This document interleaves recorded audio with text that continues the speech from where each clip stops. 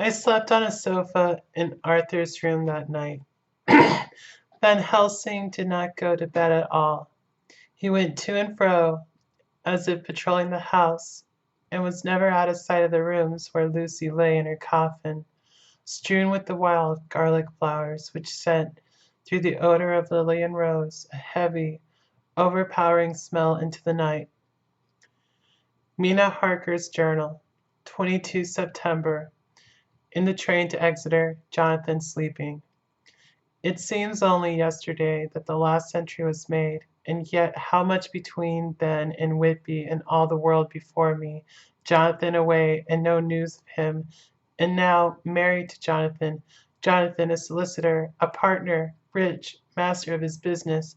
Mr. Hawkins dead and buried, and Jonathan with another attack that may harm him. Some day he may ask me about it. Down it all goes. I am rusty in my shorthand. See what unexpected prosperity does for us. So it may be as well to freshen it up again with exercise anyhow. The service was very simple and very solemn. There were only ourselves and the servants there, one or two old friends of his from Exeter, his London agent, and a gentleman representing Sir John Paxton, the president of the Incorporated Law Society. Jonathan and I stood hand in hand, and we felt that our best and dearest friend was gone from us. We came back to town quietly, taking a bus to Hyde Park Corner. Jonathan thought it would interest me to go into the Row for a while, so we sat down.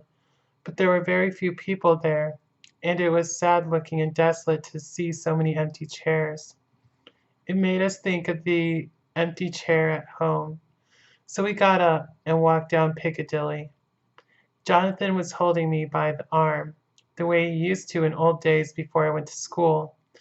I felt it very improper, for you can't go on for some years teaching etiquette and decorum to other girls without the pedantry of it biting into yourself a bit. But it was Jonathan, and he was my husband, and we didn't know anybody who saw us, and we didn't care if they did, so on we walked. I was looking at a very beautiful girl in a big cartwheel hat sitting in a victoria outside Giuliano's when I felt Jonathan clutch my arm so tight that he hurt me. And he said under his breath, "My God!" I am always anxious about Jonathan, for I fear that some nervous fit may upset him again.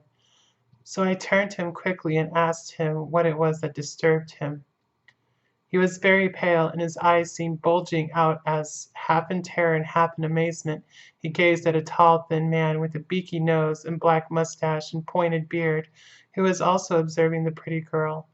He was looking at her so hard that he did not see either of us, and so I had a good view of him.